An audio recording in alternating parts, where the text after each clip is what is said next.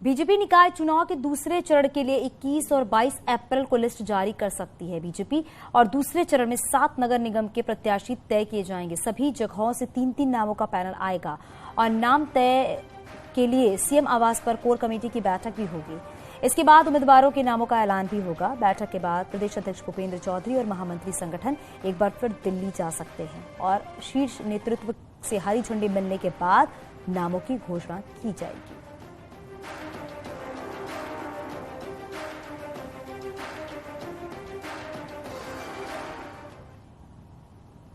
लखनऊ से बीजेपी प्रत्याशी सुषमा खरकवार ने प्रदेश बीजेपी कार्यालय पहुंचकर संगठन महामंत्री धर्मपाल से मुलाकात की है। इस मौके पर उन्होंने कहा कि मैंने कभी नहीं सोचा था मेयर प्रत्याशी बनूंगी। सुषमा खरकवार ने कहा कि वो लखनऊ को इंदौर से अच्छा शहर बनाने की कोशिश करेंगी। एक बीजेपी ही एक ऐसा संगठन है, कुछ भी हो सकता है, लेकिन मैंने तो सोचा नहीं था। मैं तो काम कर रही थी समाज का और मुझे 35 साल हो गए काम करते करते। हर पद पे मैंने काम किया है और कभी संगठन ने भी ध्यान रखा है मेरा, लेकिन क्या कहूँ, मुझे इतना उम्मीद से ज्यादा समझ में नहीं आ रहा किन शब्दों से संगठन का आभार व्यक्त करूं। निकाय चुनाव को लेकर परिवहन मंत्री दयाशंकर सिंह का कहना है कि बीजेपी के लिए निकाय चुनाव में कोई मुकाबला नहीं है। पहले हमने 16 में से 14 सीटें जीती थी, अब निगम की सभी 17 सीटें जीतने जा रही हैं।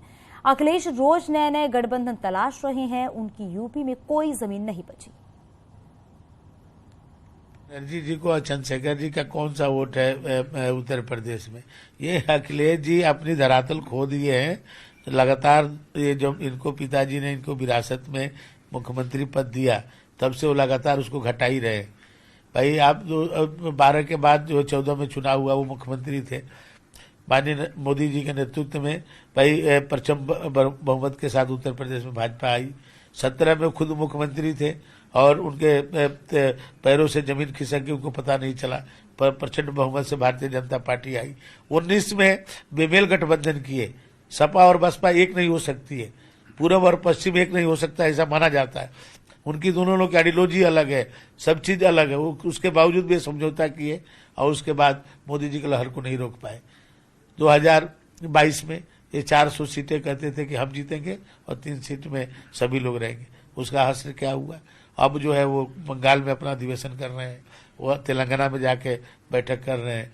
उत्तर प्रदेश में नगर निगम के चुनाव में पहले भी हम 16 नगर निगम में से 14 जीते थे और अब 17 हो गया है, 17 के 17 जीतेंगे। और नगर पालिकाओं में भी 160 पहले जीते थे, अब इस बार 200 की 200 ही जीतेंगे। तो निकाय चुनाव के रण में किस पार्टी की कितनी है तैयारी? अलग अलग शहरों से हमारे संवाददाता जुड़े हैं और जानते हैं कि उनके शहर की सरकार को लेकर क्या है सियासी दलों की ग्राउंड रिपोर्ट। उमेश हमारे सहयोगी मेरठ से हमारे साथ जुड़ गए, हिमांशु हमारे साथ आगरा से हैं, अमित राणा भी हमारे साथ गाजियाबाद से जुड़ गए हैं। सबसे पहले उमेश आपका रुख करेंगे, वहां पर किस तरह की तैयारी देखने को मिल रही है, क्योंकि वक्त बहुत कम बचा हुआ है और साथ ही साथ एक चुनौती भी नजर आ रही है इन प्रत्याशियों के सामने।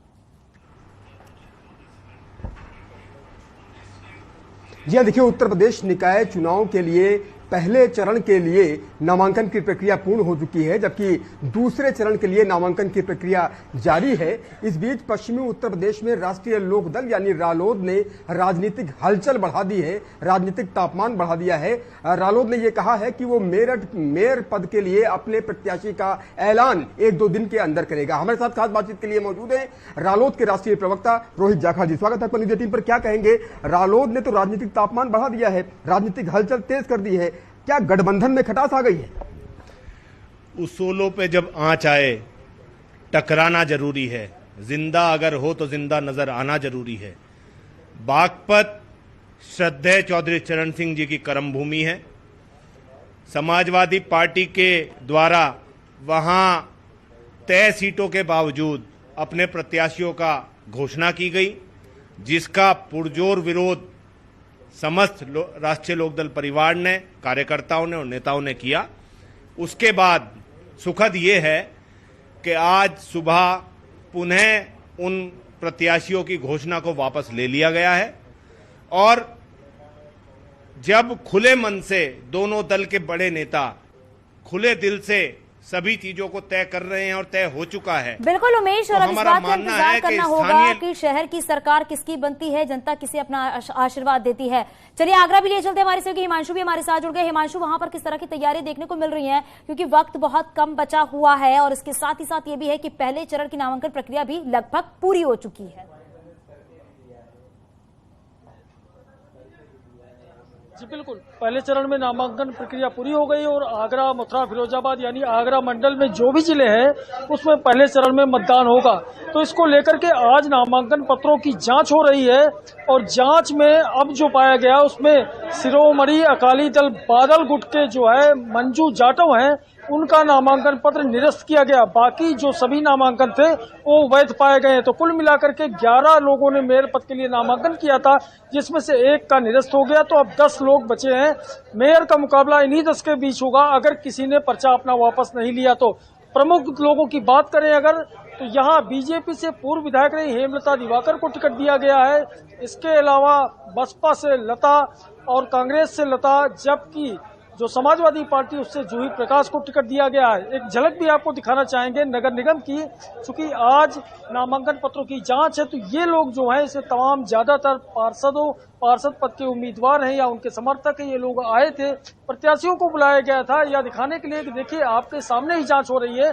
और जो शिरोमणि अकाली दल के मेयर पद के प्रत्याशी थी मंजू जाटव, उनका निरस्त इसलिए हुआ नामांकन। बिल्कुल हिमांशु, ये देखा जा रहा है कि किस तरीके से सभी पार्टियों की तरफ से तैयारी की जा रही है और कड़ा मुकाबला देखा जा रहा है नगर निकाय चुनाव में। बहुत शुक्रिया आप दोनों का इस पूरी जानकारी के लिए। तो लगातार तस्वीरें भी हम आप तक पहुंचा रहे हैं कि किस तरीके से नगर निकाय चुनाव को लेकर तैयारियां की जा रही हैं। और गाजियाबाद से हमारे सहयोगी अमित राणा हमारे साथ जुड़ गए हैं। अमित, जरा आप भी बताइए कि वहां पर भी किस तरह से तैयारियां देखने को मिल रही है और कौन से ऐसे मुद्दे हैं जिसको लेकर वो जनता के बीच जा रहे हैं और जनता अपना आशीर्वाद उन्हें देगी। चांदनी, सबसे पहले आपको बताना चाहूंगा सन 1996 में गाजियाबाद नगर निगम का गठन हुआ था और तब से अभी तक गाजियाबाद की जो सीट है, जो मेयर सीट है, उस मेयर सीट पे भाजपा का ही कब्जा रहा है। और अभी तक की अगर बात करूं तो भाजपा ने अभी भी अपने पत्ते नहीं खोले हैं। हालांकि गाजियाबाद से सिर्फ सपा एक ऐसी पार्टी है जिसने अपने जो मेयर उम्मीदवार है उससे मार्केट में उतार दिया है। कुछ लोग मेरे साथ जानेंगे और बात करेंगे। गर्मी में तो आप मजा ले ही रहे हैं लस्सी का, लेकिन क्या मुद्दे रहेंगे इस बार चुनाव को लेकर? बीजेपी रहेगी। बीजेपी मुद्दे क्या होंगे? यूथ हैं आप तो, मुद्दे की बात मत करो। आप बताइए कि इस बार के जो चुनाव होंगे उसमें मुद्दे क्या होंगे नगर निगम के चुनाव में?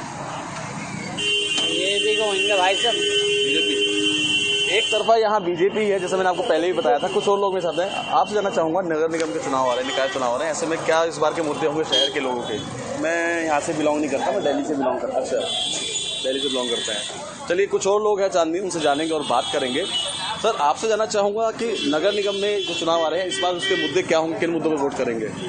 बाहर से हैं। अच्छा, बाहर से हैं। जी जी, तमाम लोग यहाँ अधिकांश हैं बाहर से हैं, लेकिन जो लोग हैं यहाँ के लोकल हैं उनका साफ तौर पे कहना ये है कि बीजेपी ही सत्ता में आएगी। बिल्कुल अमित, क्योंकि सबकी अपनी अलग अलग राय है, लेकिन इंतजार 4 मई का करना होगा और उसके बाद आपको बता दें कि 13 मई का इंतजार करना होगा जब रिजल्ट सामने आ जाएगा। बहुत शुक्रिया इस पूरी जानकारी के लिए और आगे भी खबर जारी है हर एक छोटे से ब्रेक के लिए।